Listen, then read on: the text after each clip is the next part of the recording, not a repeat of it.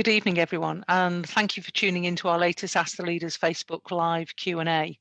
My name is Paula Widdowson, and I'm the Exec Member for Environment and Climate Change. As you might already know, these Facebook Live sessions are now commonplace for the Council teams as the City continues to face major challenges.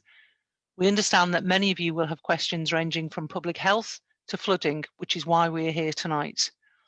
Whilst originally today's session was planned to cover post-16 education options, understandably the current rising river levels, rising even if I can put my teeth in, rising river levels have become our city's next major challenge. We are rearranging the post-16 school option session for Thursday next week, so if you are interested in that topic, be sure to tune in next Thursday at 5 o'clock.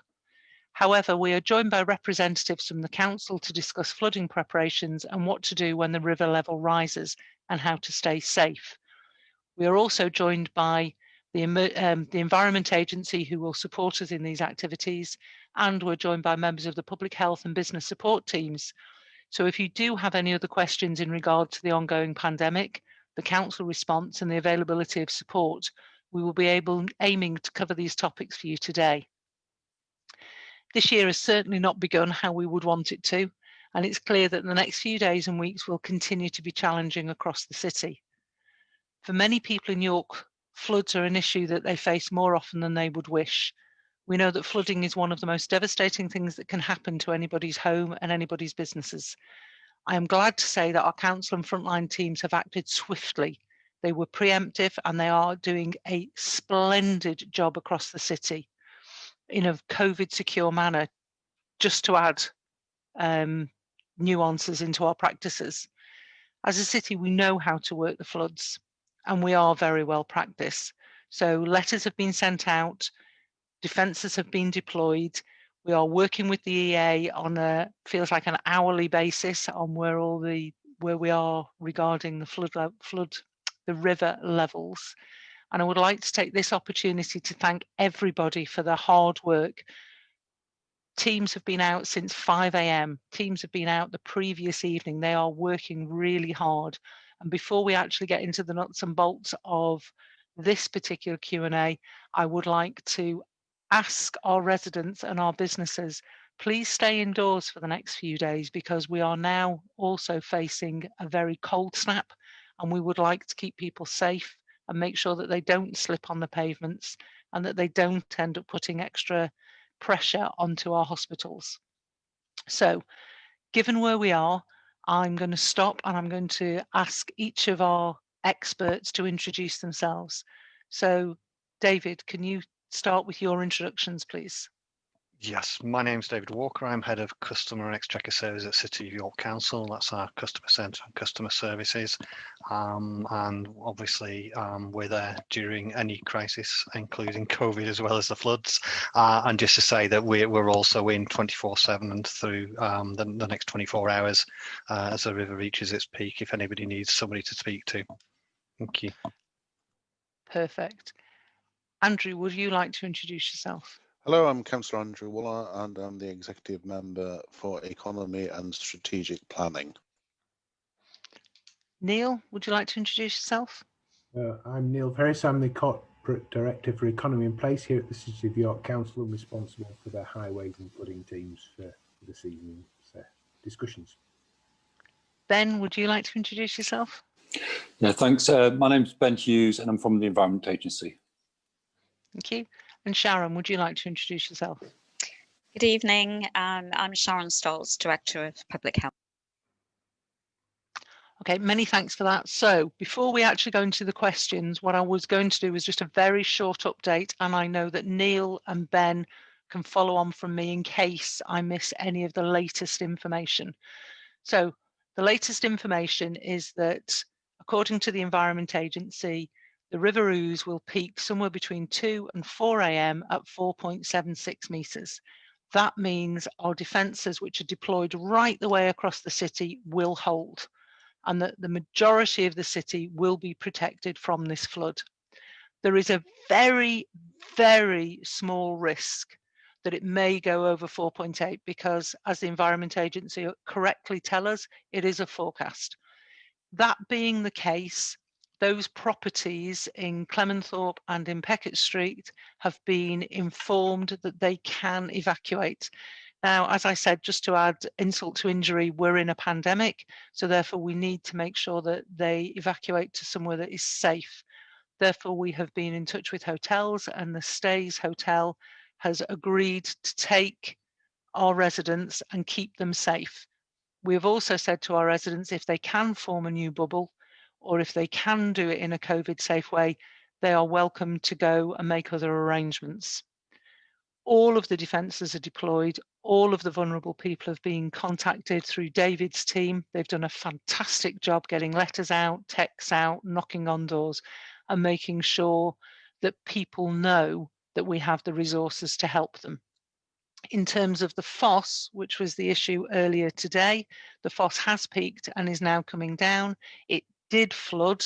It flooded into people's gardens and outbuildings, which is annoying, and you would really rather it didn't, but at least it didn't get into anybody's homes. There are a number of roads closed across the city. All of that information is on our website. What I would like to say at this point is our frontline team are working their cotton socks off and actually delivering a fantastic result for our city. Neil, would you like to build on that? So just in addition to that, Paul, are those properties alongside the River Ouse that could be subject to localised property flooding? The council's issued sandbags to the likes of Butcher Terrace, Alma Terrace, so that residents can put in property level resilience. So that's other work that our staff have been doing this afternoon in a COVID friendly way. And as you say, that option for people to evacuate, particularly at Peckett Street and Clementhorpe, is there so that we don't have to undertake an emergency evacuation in the night. Highly unlikely, but we just would prefer to do it earlier in the evening rather than later. So that's a precautionary measure only. Thank you. Ben, do you have anything to add from the Environment Agency's point of view? Because I know that you have to leave to go and do some more work on this. Yeah, I just want to reassure people that the Foss barrier and the pumping station there has been fully operational for the whole event. And obviously we had got plans to replace the gate at the beginning of the week. We chose to postpone that work because obviously the forecast that we had. Okay, fantastic. We've just had a quick question in. Neil, will we be closing Foss Island tomorrow? On current information, the anticipation is not. The peak is tomorrow morning. Fantastic. Thank you for that. So we have had some questions that have come in. I think this one's for you, Ben, because I know that you do have to leave. So we were asked yesterday by Simon, why was the river not dredged in the summer when it was much lower to enable quicker through flow of melt floodwater? Okay, I'm assuming they're referring to the River Ouse.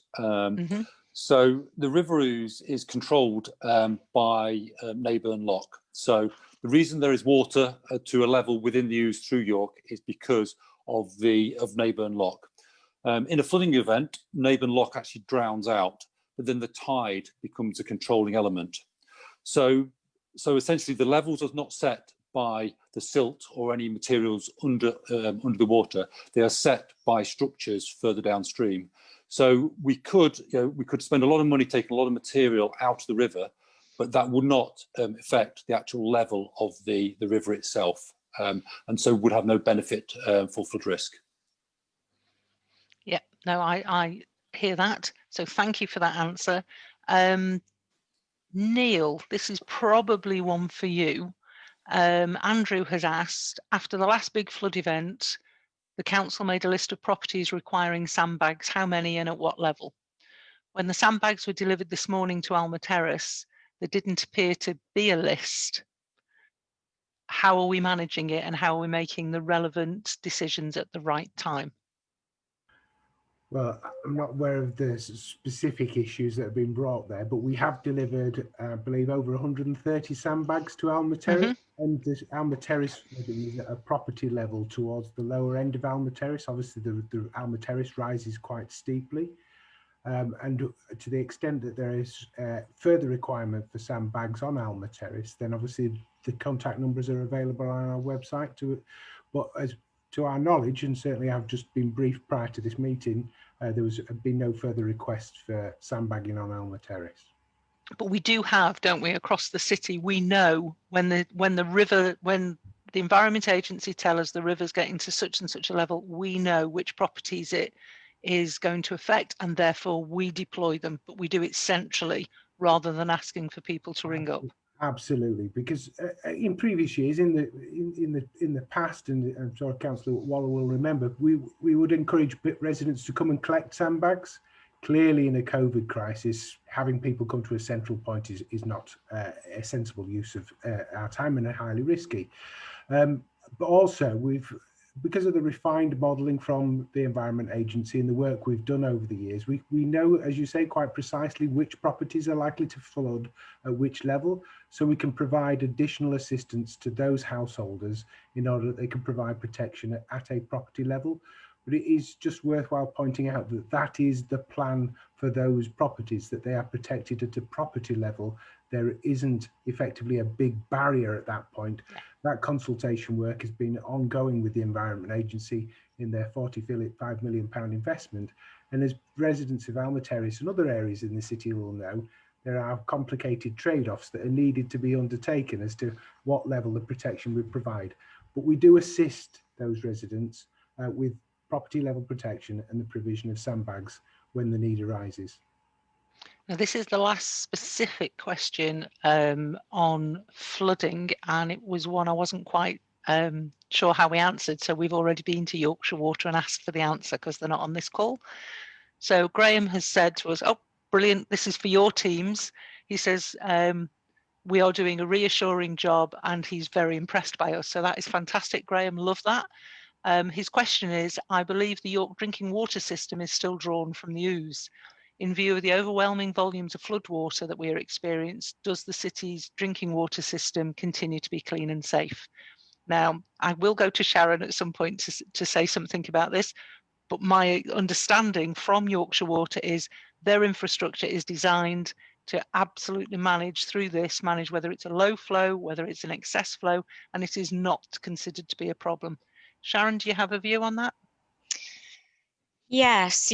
So there is already a procedure in place that if we are concerned about quality of drinking water, we would work very closely with Yorkshire Water in getting those messages out to affected households, giving them advice on how to manage their water. And for example, boiling the water before drinking, for example. But we haven't had problems with drinking water in York, to my knowledge, in previous flooding events.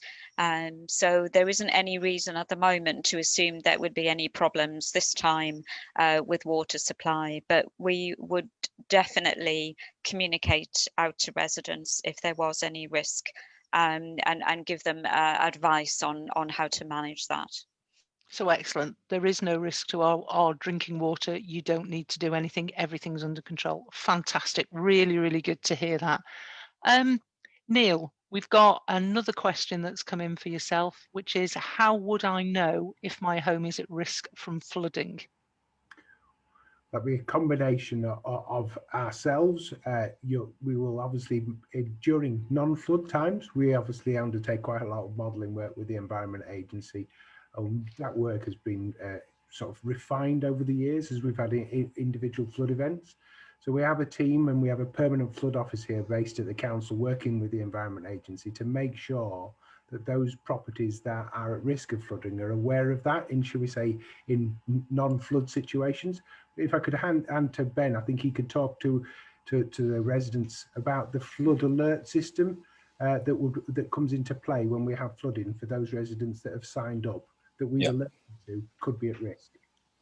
Yeah, so I think the first thing to say that if you go on to gov.uk website and put flooding in there, you'll get the latest information. There is a section where you can put your postcode and address in and find if your property is at risk of flooding on the website. So we've got a lot of mapping data which shows the areas that are at risk. So go on to go onto gov.uk and go onto the flooding pages and basically put in your postcode, and you'll find out whether your property is at risk. If it is at risk, sorry, Paula, if it is at risk, just going to say, so if we put that into the chat box so that people can see that. Yeah. So, Kat, if you could put gov.uk and then is it /flooding? I would say search flooding. I'm not sure what the actual website address is. Then if you are at risk, what I really encourage you to do is to sign up for flood warnings. There are sort of a lot of different flood warnings in York. Again, by putting your postcode in, it will say which flood warning is relevant to your property, and then sign up. And by that way, you will get a message either through your phone, through email, or however you receive your messages to let you know that flood warnings have been issued. Perfect. Thank you ever so much for that. So check it out, sign yourself up. Really good advice. So the final question I've got on the flooding, because I think we're all a bit, what else is going to happen to us? Again, I think this one's for you, Neil, and Andrew might wish to join in as well, is what is the current travel advice as many roads are affected, and is the city open or closed? Well, I'll let Sharon pick up the general advice on travelling, which is obviously currently controlled by COVID lockdowns. But if you do have to travel, and it is essential travel, the first thing I would repeat is that your comment at the head of the meeting, Paula, it is going to be incredibly cold and icy over the next 3 to 4 days. So the risk of you slipping over where we currently have saturated pavements and saturated roads is significant. Over Christmas, we had over 37 people go to the fracture clinic at York Hospital. That hospital is currently dealing with a COVID pandemic. So if you can, stay at home. So that's the broad advice over the next few days. At the moment, whilst we've got low-lying water and flooding, nuisance flooding on our pavements, etc., don't go through that water. You don't know what's underneath the water, so don't cycle, don't walk, don't drive through standing water. And that's the advice we would give in respect of flooding at this moment in time. And I'll hand to Sharon to pick up on the COVID advice. I mean, you've said it really, Neil. Not only are we in lockdown restrictions at the moment, so there are the general rules around staying at home if you can. But as Neil said, we're actually strongly encouraging people to stay at home over this period. If you are concerned about any medical appointments that you may have over the next few days, whether that's routine medical appointments or whether you've booked a COVID test or a vaccination, unless you are absolutely confident that you can travel safely to those appointments, please cancel them. They can be rebooked when it's safe to do so. And if you're staying at home and you have any concerns about accessing prescriptions, and whether you need help with shopping or any other support, then there is help available. So please contact the council's COVID helpline, and David's team, who's here on the call, as well as our community hubs, will be able to get in touch with you and ensure that you have the support that you need to be able to stay safely at home. And Andrew, can I just ask you to jump in there about what are your thoughts about people going into the city centre and looking after their businesses? I think in normal times we'd be reassuring people that York was still open for business, but we are not in ordinary times. What I have done is I've spoken with officers from council and from Make It York that the assistance that was provided last year in response to the significant river levels, that's been reviewed, that messages have gone out to businesses to get in touch with Make It York or the council if they are needing help in response to the flooding, but the levels are not the same as they were the last time. And in terms of operating, most of those businesses are following the government requirements of being closed. Fantastic, thank you for that. So no need to travel, stay inside if you can, and let's all look after each other. David, the last question that I've got on travelling and moving around is one for you, I'm afraid. I'm being asked, has the crematorium been affected by flooding? No, the crematorium's absolutely fine. It's not affected by flooding at all. What I would say is that at this point in time, access to the crematorium is also fine. But if any roads do close, what we will do is we let the funeral directors know in advance so they can make sure they set off in plenty of time and use alternative routes to get to the crematorium. So everything's fine at this point. Okay, now, Ben, I'm aware that you have to leave any minute. So have you got any final thoughts for us from the Environment Agency's perspective? And then we'll carry on the call without you. No, I think the key messages have been said. Just encourage people not to go through, cycle or walk through floodwater. It can seem very safe, but as Neil's already mentioned, you don't know what's under there. A manhole could have come off or something like that, and it can be very dangerous. So, I have seen in York cyclists cycling along the river through floodwater in the past, and I would really discourage people from doing that. So, so please, as you say, stay in and stay safe. And just to underline that fact, stay in and stay safe, but the FOSS barrier is working and it's working to its normal capacity. The incident on the FOSS is now starting to go down, so that no property, no homes were flooded, and that we believe from the Environment Agency's forecast for between 2 and 4 a.m. this morning that the barriers will hold, and we have an evacuation process in place if people feel they wish to leave. Yep. So we are extremely well prepared for this, and fingers crossed that it doesn't go above the levels that are being predicted. So many thanks, Ben, and we'll let you get on with your other day job. Thank you. Bye-bye. Bye-bye. Okay, well, turning to some other questions that we've had. Sharon, this is your area. So yes, we've got a flood going on, and yes, we have a pandemic going on, and we are starting to see the massive rollout of the vaccine and how successful this is working. So the first question that I've got is, what should people do if they have a COVID vaccine test booked, but they can't get to it because of the flooding? I know you've touched on it, but if you could just elaborate. Yeah, so obviously I understand that people are anxious about getting their vaccination. Absolutely understand that. But what we're asking is for people not to put themselves at risk to get to that vaccination appointment. So if there are any concerns at all, we don't want people travelling through floodwater or putting themselves at risk. The advice is to cancel that appointment and then to rebook that. So you won't lose out on your vaccination. All it will do is delay it slightly, and that is far better than struggling to get to that appointment, and perhaps putting yourself at risk in doing so.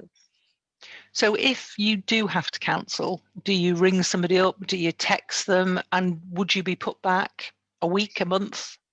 So it depends where the where their appointment came from.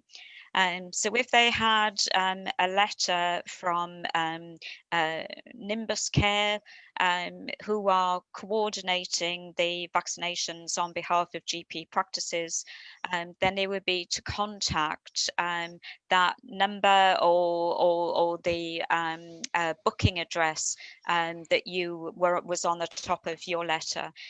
If you've received a letter from the NHS which is telling you you're eligible for vaccination and you've booked onto the mass vaccination site at Askham Bar, then again it would just be contacting the link address that was on your letter and telling them that you're unable to make your appointment.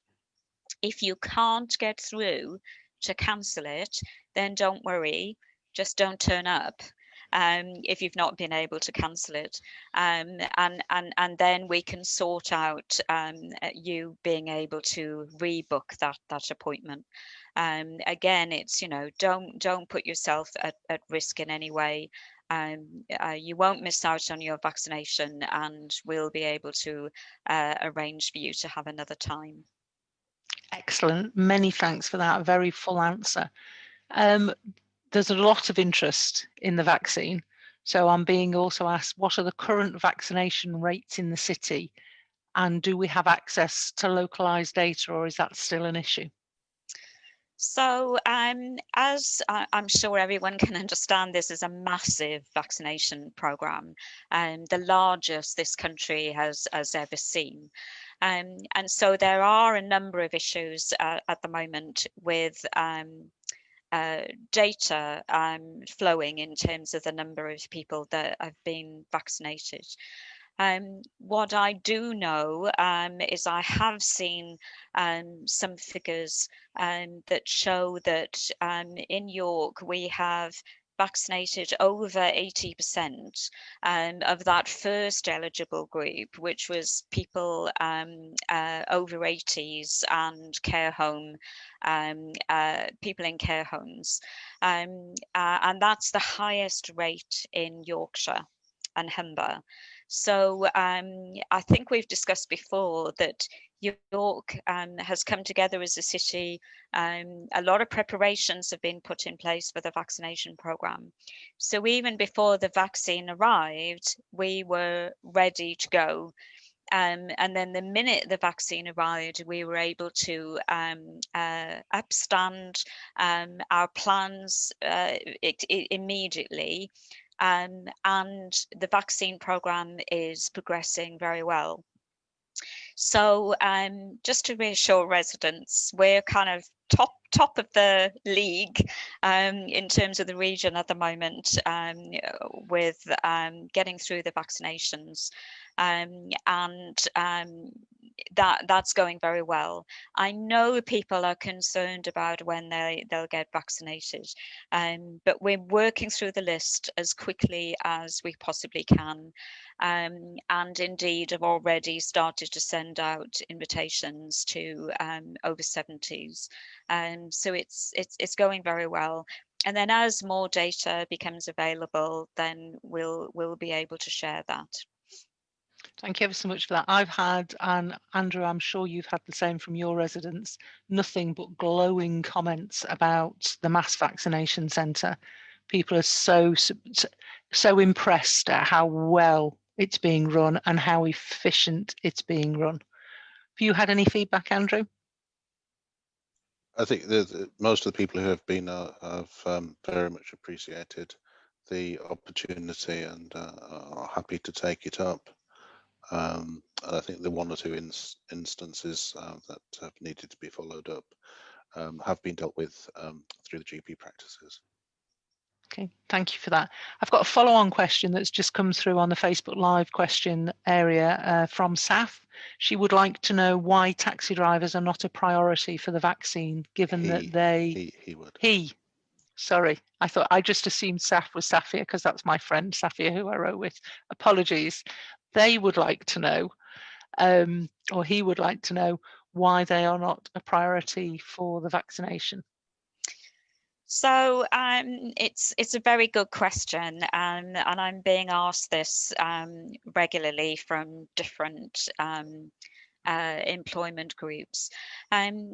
The NHS, who are responsible for delivering the vaccination programme, are required to follow the guidance from the Joint Committee of Vaccination and Immunisation that have identified the priority groups who are first in the queue, if you like, to receive the vaccination. And so those priority groups are people who are most likely to die if they are to get the virus. So they've really focused on the people at high clinical risk.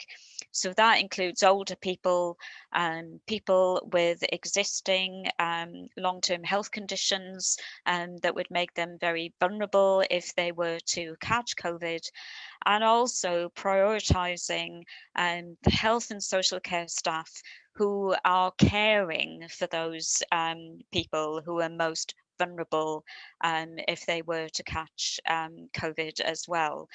And so everyone will be able to get vaccinated. The government have ordered enough vaccine for everybody to receive a vaccine. And as soon as the NHS has worked through this current priorities list, which is going really, really well, then the next step will be to open it up to other critical and key workers, such as taxi drivers, transport, people working in supermarkets, other infrastructure that we rely on as a country, and it will be opened up to others.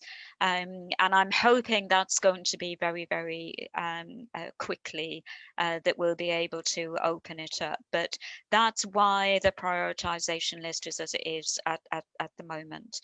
And we'll be getting that information out to taxi drivers and others as soon as the prioritisation list opens up for other people to be able to book a vaccination. We'll be working very hard as a council to get those messages out. So it's just being patient for the moment and until we're able to get to that point. Oops, would help if I unmuted myself. And it is fantastic that all the over 80s have been vaccinated, and we're now rapidly moving through the over 70s. So you can see how that list is working and how the prioritisation is working. And I think it is a job extremely well done. And I hear nothing but plaudits for you. So well done in that area. Staying on the pandemic area before we probably move back to flooding at some point. Question I've got is about the new strain.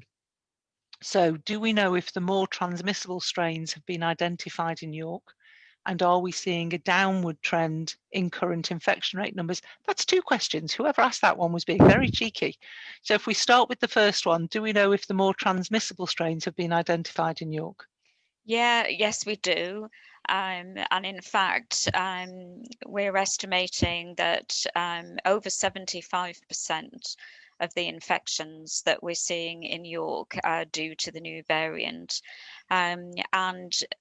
This is the reason why we've seen this high spike in infections. So York has done pretty well, really, throughout the pandemic to keep our numbers low. We in York have the highest rate of infection due to the new variant.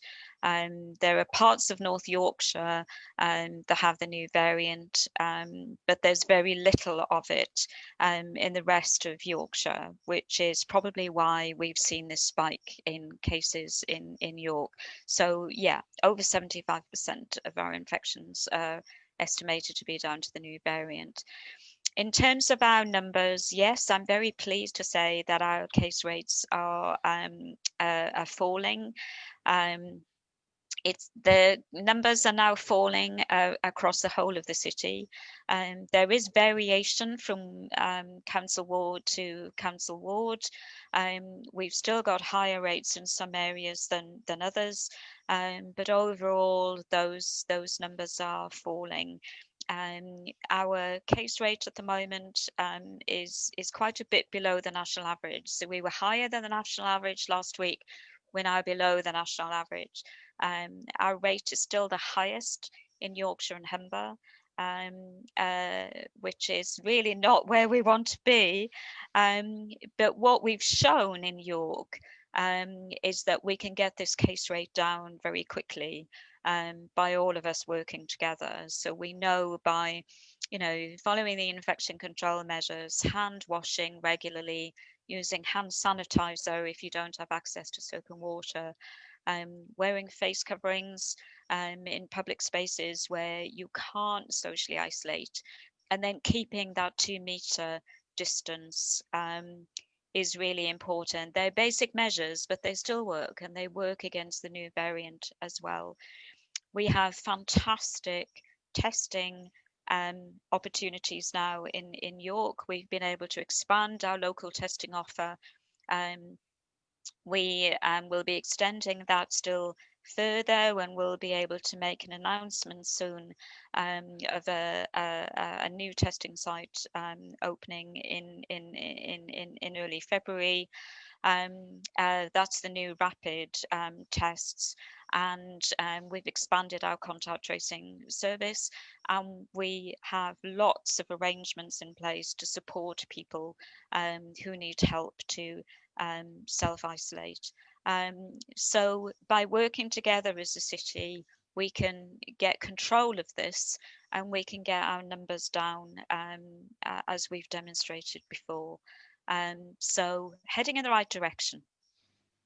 So what I heard there is we've done it before, we can do it again, which seems to be a theme, you know, and we've got the hands, face, space, which everybody now knows, absolutely everybody knows, and the new variant is just as susceptible to those measures as the old variant, and the numbers are going in the right direction, so we are actually all playing our part. It does underline what Neil said earlier as well. It gives us another reason to stay indoors. Go out for your daily exercise and keep apart, but stay indoors. And also, 1, you're not going to fall on the ice. 2, you're not going to fall into the water. And 3, you're going to help control this pandemic. So fantastic. Thank you ever so much for that, Sharon.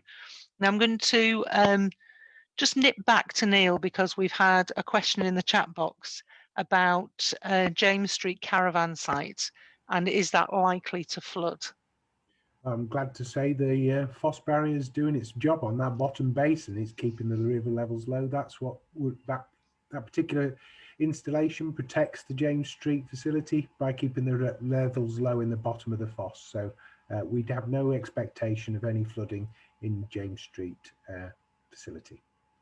And just quickly, we've had a question from James as well about closing Huntington Road. Given that the EA say don't go through floodwater, is Huntington Road open or closed?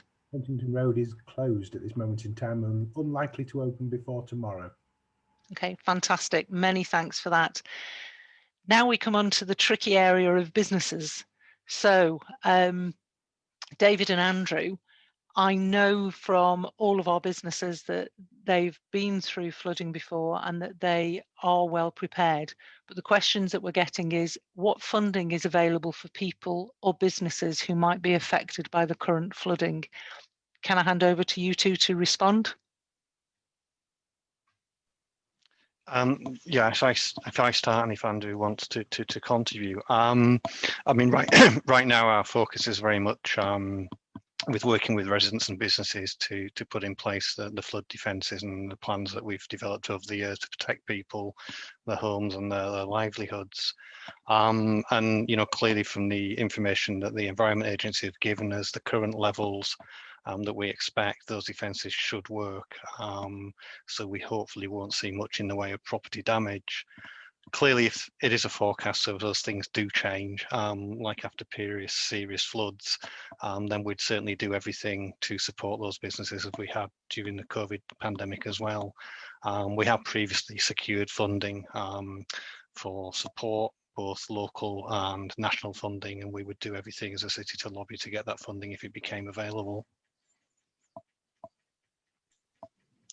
I think, yes, just picking up on that, the last time other parts of the region had a large number of businesses affected, and therefore we were able to get some resource as a linked very much to that. So it would be about lobbying for additional support if that's required as a region, and I think that was an effective way of getting some help to businesses, and as I say, those have been checked again today. Can I just say from the feedback that I get from our residents and our businesses, what a fantastic job you are doing in getting both the pandemic monies to businesses and the flooding monies last time, and the way that you make sure that whoever can benefit from these fundings, and the lobbying, Andrew, that you do towards central government is really, really bearing fruit. So I know people would be most anxious to say thank you for your help in those areas. Okay, moving on. So earlier this week, the council expanded the business support. Do we have any specifics that people can apply for? Or how do they go about it, David? Because I know from other areas that it's almost automatic, you know who's on your list. So what do they need to do? Do they need to ring you? Do they need to send you flowers? What is it that they need to do? Yeah, okay. So we have just recently expanded the additional restrictions grant, or ARG grant, as most people know it. What that means is this is a discretionary grant, and so now, having extended it, we're now offering grants to businesses that trade exclusively or predominantly in York, but are not resident. So prior to the decision, if a business traded 75 to 100% in the city, but they live just outside or outside the city, they were unable to claim. So that affected, small businesses, taxi drivers, etc. They're now eligible to claim on the ARG scheme. We've also done the same for the small number of bed and breakfasts and hotels who, rather than paying business rates, still pay council tax. Right. So again, they can also claim. We've also added the childcare sector. So that means that playgroups, nurseries and childminders now can also claim. And we've also put in additional support for supply chain businesses. In terms of how to apply, the ARG form is on the council website. It's open. Businesses are applying in quite large numbers since we expanded the scheme. As you said at the beginning there, if you've claimed an ARG grant before, or if you've claimed any grant before, we have automatically paid you for the period right up to the 15th of February, when the current lockdown is, well, I'm not suggesting it's going to end, but when it will be reviewed. All those payments went out for the core grants last Friday, so everybody should be paid. We sent out over £14.5 million. And for those who had previously claimed the additional restrictions grant, we sent out nearly another £1 million on Tuesday of this week. It does take 3 days normally to go through the banking process, so those businesses who's previously got ARG should hopefully see the money by Friday. In doing all that, it's meant that we are now able to concentrate on the new applicants to the ARG, because we've cleared through everybody who was eligible to grants before. So we're encouraging people to get their claims in. And we will process them, and we'll process them for both this lockdown period, tier 3 if they're qualified in tier 3, which is the 5 days immediately to the 5th of January lockdown period, and we will also pay them for the November to December, the second, I think it was, lockdown period. So we will pay them across. They don't need to ask for backdating or anything. If they qualify, we will pay them for the correct periods, and they will get that payment as quickly as we can process them through. Fantastic. And am I correct in my memory, and I'm sure that Andrew will correct me if I'm not, we are one of the top 3 or 4 councils for getting this money to businesses as fast as possible? We did get the original grants out, and we were certainly in sort of top in the region, and certainly in the top few in the country in doing that. What I would say this time round, we because we know the details of all the businesses, whilst the scheme and the government announced the scheme and sent us the details very late, so we got the scheme details last Wednesday, and by Friday we'd paid every business the £14.5 million. So we got it out within 2 days, because we'd worked hard in making sure we had all the details to be able to do that quickly. And we're conscious, I mean, there's nothing worse than you hanging on and not knowing when that payment's going to come. What I would say, if there's anybody out there or anybody listening who generally thinks they're entitled and hasn't had a payment, either get in contact with us on the email address that's on the website, or if you haven't applied, get your application in. It's our intention, it's government money. We want to get it out to everybody as quickly as we can to help support businesses locally and the overall economy and everybody who lives in it. Andrew, do you have anything to add? Well, I'd like to contribute to David and his team for efficiently processing all of this data, because as David mentioned, so we were very conscious that businesses need it in their accounts, but also that this is done in a way that can be audited, and that checks are made so that it is legitimate businesses that are getting the support. So that you know, there are checks that need to be gone through, and as David mentions, ministerial statements saying money is on its way is on occasion delivered a fortnight before the actual instructions enabling David's team to enact the transfer of resources. So therefore, that's why people may have appeared to see a delay. As soon as the information was received this time, which was on the Wednesday, the information was sent to the bank on the Friday, and I'm conscious that some businesses were reporting that they had seen the funding arrive on Monday. But as David says, that if a business hasn't received the assistance that they think they should have had, then there's the opportunity to get in touch with the team through economic growth at york.gov.uk. And throughout all of this, we've lobbied for those organisations and sectors that have missed out over the last series of rounds of grants. They have started to be included.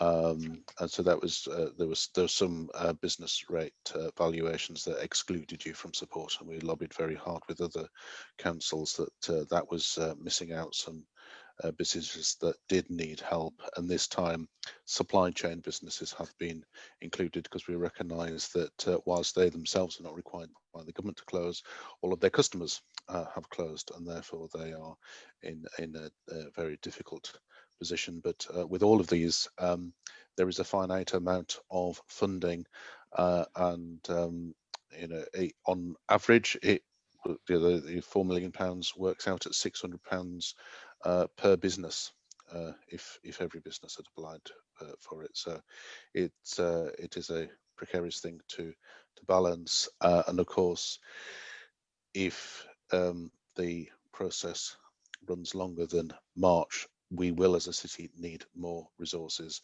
to meet the challenge. I would absolutely echo your thanks and to David's team for delivering it. If everybody paid their bills inside 2 days, God blimey, what a cracking economic situation we'd all be in. And I know it wasn't a bill, it was funding, but it's interesting, isn't it, that we have in industry trying to get people to pay inside 30 days, and your team have done it in less than 2. Fabulous work. I've got quite a few questions coming through on the Facebook side. So just changing the subject slightly. Sharon, there's one for you here. What's the current situation in York Hospital, and can the A&E be accessed? So the hospital is open and A&E is open, but the hospital is incredibly busy. And so the message is, if you absolutely need healthcare, then I would encourage you to continue to call for an ambulance if you need it in a life-threatening situation, and to go and access A&E.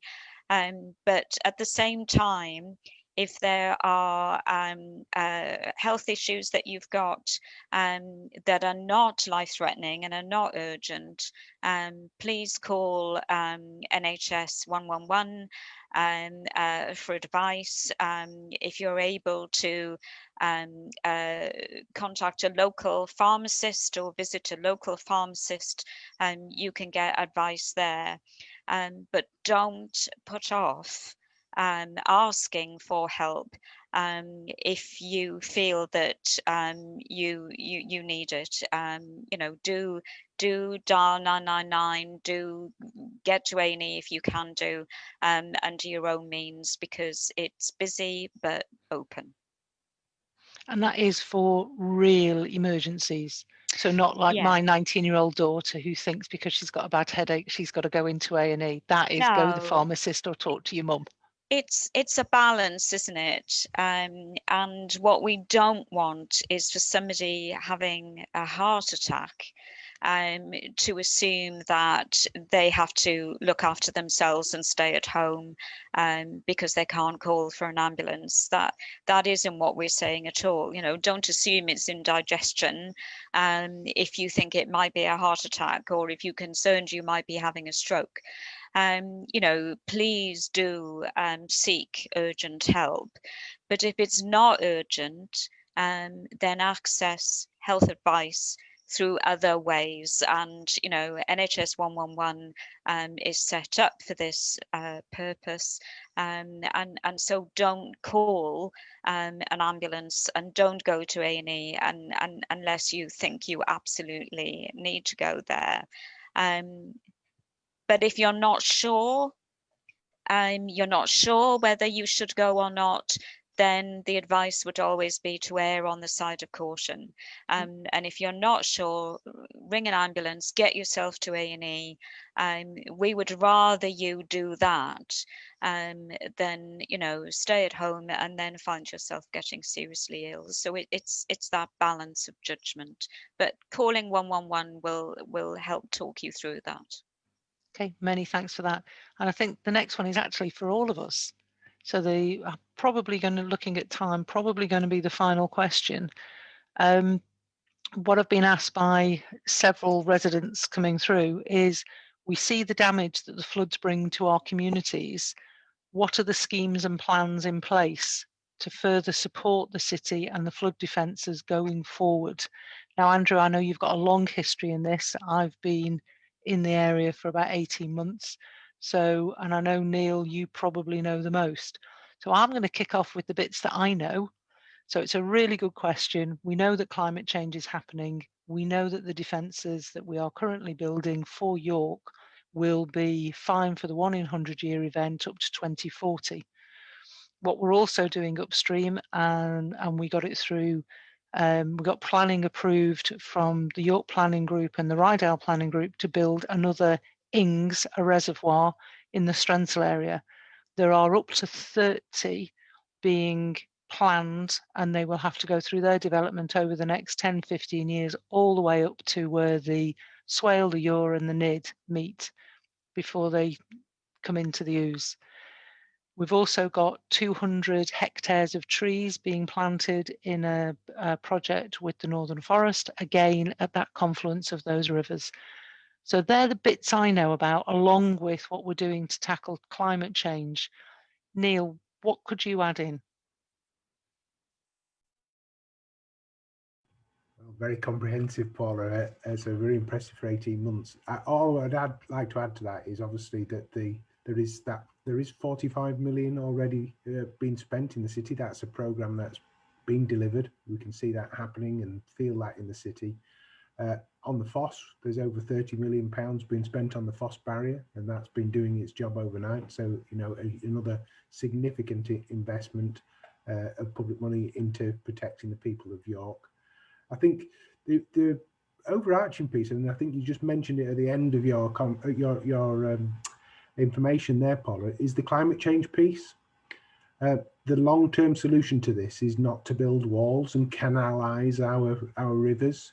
It is the climate change and making those Ings, planting those trees upstream, but also the significant amount of work we're doing as a city around reducing our carbon emissions for transport, working now, having just recently taken responsible for the housing department in York, making sure that our housing stock improves its energy efficiency.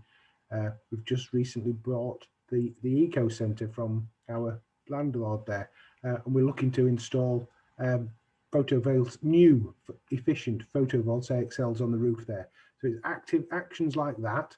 And I will also mention, because it's rather exciting, our 2 new electric refuse collection vehicles that are due to roll out onto the city streets in the near future.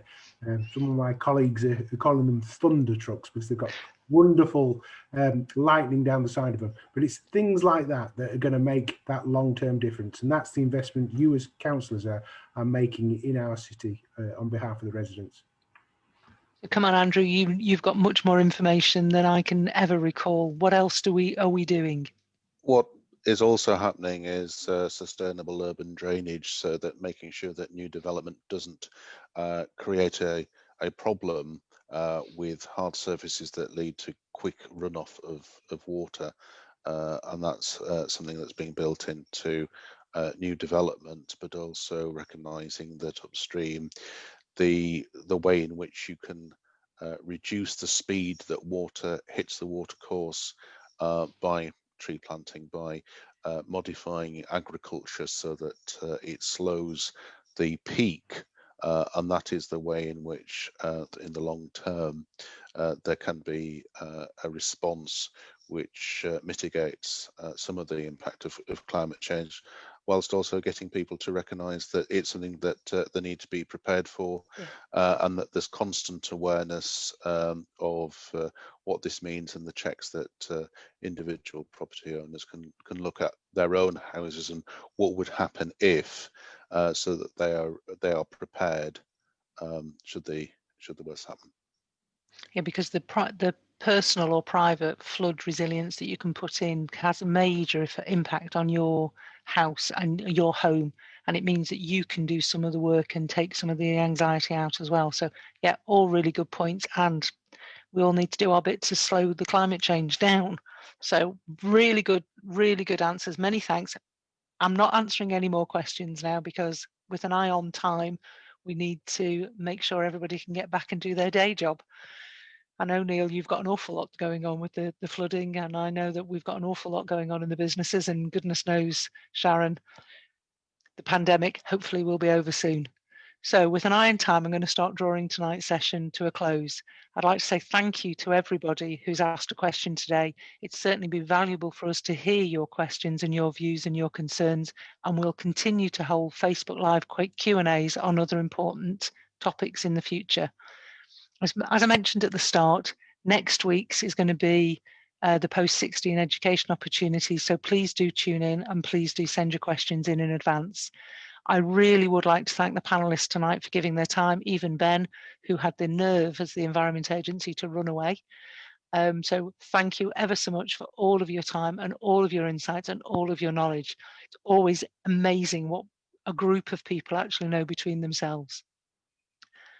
Feel free to continue to leave your comments and questions, and our team will get back to you within the next 24 hours if there are any more questions. For future Q&A sessions, the latest public health updates and the latest flood updates, please do check the council websites. It's york.gov.uk, and you can search at the top of it. Also look on the council's social media pages, and you'll find as much information as I believe you'll need. So thank you for everybody joining tonight, and have a great evening, and stay dry and stay safe.